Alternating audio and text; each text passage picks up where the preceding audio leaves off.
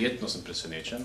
Res je, da nisem na vsaki literarni večer, ampak so mi rekli, nič se ne boj, zadnje čase v Konjicah so pa vsi ti večeri zelo dobro obiskani, tako da res dobrodošli.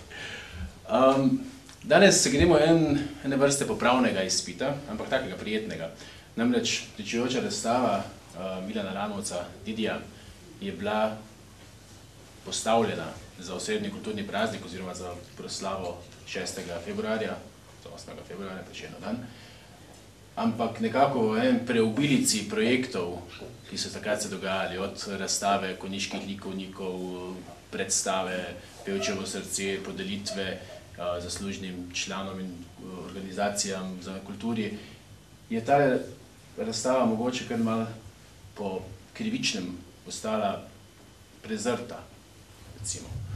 Pa se nam je zdelo, da gre za en tok poseben projekt, da si zasluži malenkost več pozornosti. Namreč ne gre samo za razstavo, gre za projekt, kjer sta moči združila dva, bom rekel, kar ena opaznejša umetnika, konjiška. Dobar večer. Matjaž, hvala za besedo. Zdaj, 10 let moram seči nazaj. Spomnim se, da ne vem, po kakšnem ključu sem prišel do Frenkovih pesmi, spet jih skupaj, ker takole v nekem stanju. In potem prebiram in že tisti prvi hip mi je nekaj se premaknilo, nekaj me je vznemirilo, že sama ta artikulacija, pa ta besede premetam, mislim to, tvoj jezik poetičen, ta jezik poezije, in sem nekako pomislil, da bi lahko poskusil napraviti ali pa začel razmišljati o ilustraciji, o tem likovnem jeziku, kako transformirati jezik poezije v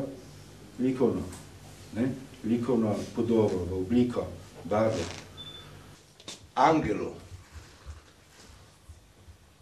Angel moj, kako naj skozi jesensko listje odkrijem svojo briljantno odvratnostjo žgočo resnico, ko je brezsrčnost na pohodu.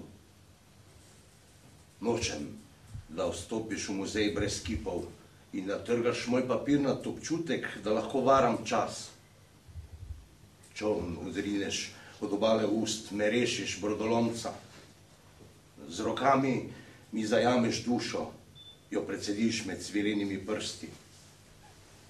Akord iz jasnih samoglasnikov dvigaš kot balone, da skoprnijo veščine slutnje, ki gubajo obraz kakor fino platno.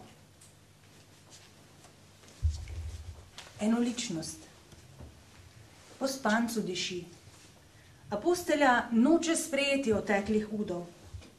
Ulica spodaj hoče drugam, med tisočere orglice, nežne rose medenega jutra. Prenapeta malha noči poči po šivih, da tema skoprni v prvem svitu, da vse sanje, ki bi se lahko predvajale, pridobijo status pozabljenih fantazij. V nov dan pa otopelost vsak dana enolično koraka s krvavimi žulji nekim ciljem naproti. Ciljem, ki že dolgo ne upravičujejo svojega pomena, ki služijo le oteklim udom in pozabljenim fantazijam. No, z nami je Franjo Funkel. Zdaj, Franjo, poznamo te kot igralca, kot kiparja in navsezadnje danes tudi kot pesnika. V čem bi rekel, da se najbolje najdeš? Ali so to pesmi, ali je to igra, nazadnje so to kipi? Na prvem mestu pri meni še vedno oder, igra. To so bili moji začetki praktično in dejansko so vse ostale stvari, kar sem počel, začele nastajati, ko se na odru ni nič dogajalo. Ko je bilo na odru mrtvilo, sem jaz mogel nekaj delati, pa sem pa začel pisati. Pa pol, ko je druga pauza nastala, sem pa začel, šla sem že tako celo življenje, sem pa začel še kaj bolj takega švasati, za pogledati, ne samo ograje, pa strehe pa to, ne. To je to. Kaj pa, ne vem, kako bi se ti dojel, oziroma kako se dojameš tvojo pesniško zbirko od tvoje pesmi? Zdaj videli smo, da Didi to dojame na nek drugačen način, kako pa ti to v parih besedah vidiš? Kaj vidim? Moje pesmi? Moje pesmi so moje sanje. Moje pesmi, moje sanje. Si gledal ta film? Sem, ja. No, to je to. To je to. Kaj pa za naprej, zdaj taki multipraktik, je rekel Šmalc, ne, da si en velik multipraktik. Ali bo ostalo naprej multipraktično, ali ne, ali malo bolj multi, pa malo manj praktično?